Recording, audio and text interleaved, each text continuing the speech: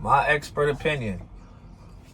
I get a text from a friend of mine who's saying that my expert opinion may be shutting off and it's the end of an era from what Math put on his podcast or his video vlog.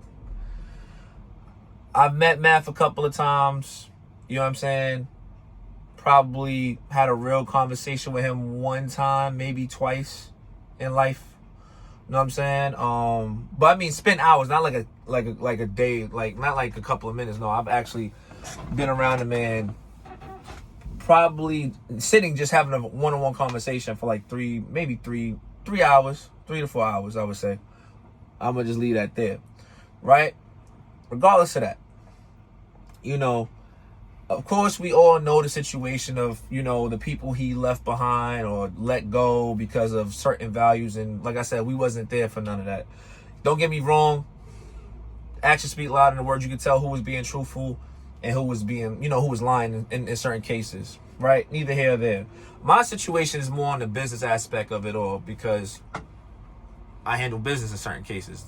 Trucking ain't the only thing I do. You know what I'm saying? So this is the thing for me, right? You have a landlord that made a contract with somebody who made the contract that was basically stated in the contract, hey, this is supposed to be a barbershop. When you alter it to put a podcast in it, that's another business. You can't add another business with another business. That's like having an LLC and you doing a clothing line, and then you got a clothing line of somebody else on the same LLC from somebody else. You can't do that. That's two different companies. You have to make a whole new situation. Like, I don't know that particular structure. I wasn't there for that. But common sense to me, if your name is not on the electricity, if your name is not on that, and you're just renting the space, you know what I'm saying? Then why wasn't the landlord contacted before even starting it? Or even when you were starting it and it started to pick up, why not talk to this landlord? I'm not saying you did, I'm not saying you didn't. But why not take it to the situation of asking the landlord, hey, I've been making this podcast. Is it okay? Da-da-da-da, whoop-de-whoop. Because 9 times out of 10, he could have been making money out of it too. Like, hey, I'm losing money because you making money on this situation because this is a second company that's in the company that's only supposed to be for this particular situation. You know what I mean? So I think in that situation, as far as business was, that wasn't good business. You know what I mean? I don't think it was because of come on. Like, I mean, I don't think you was pushing no cocaína. Know what I'm saying? And during the podcast, that would be crazy if you did that. That would be, I mean, I wouldn't even put that out there because honestly, that's either here or there. If it's not nothing that's like proven, I wouldn't push that envelope at all. Know what I'm saying?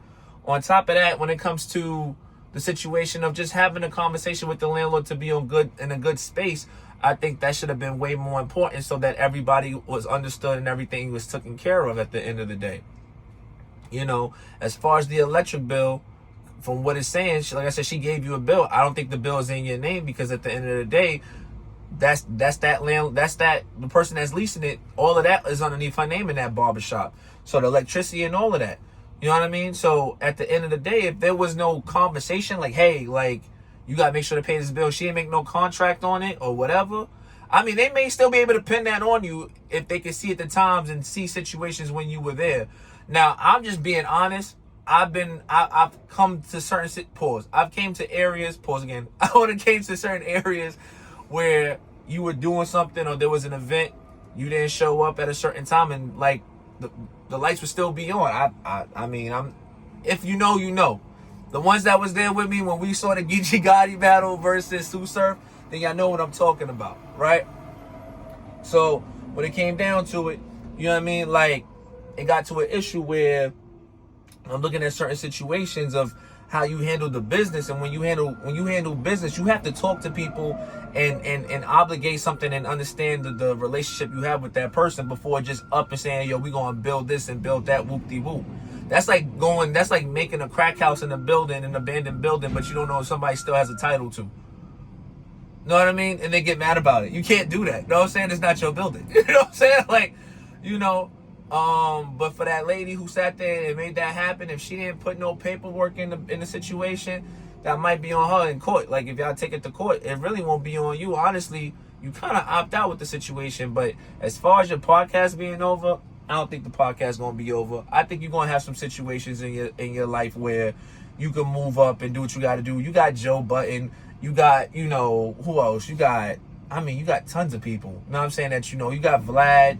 You know what I mean? I don't even like talk about these people. But, you got certain connections that could put you in a spot. You got even Queens Flip that could put you in a scenario if he could help you out with certain situations and finding a venue or finding an area to go to. But to just be up and gone and be like, this is it.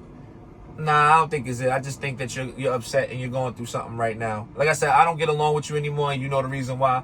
I'll leave that there. But at the end of the day, I don't want to see you lose money. You've created so much for so many that is around you. If I was you personally, I would pray, because one thing you do, and I know this, I will say this: you play around with God a lot. I don't know, I haven't talked to you in years, but I know the last time we spoke, that was a funny thing with you. So I'm just being honest. You need to repent and humble yourself. Realize God giveth and God taketh away real fast without a problem.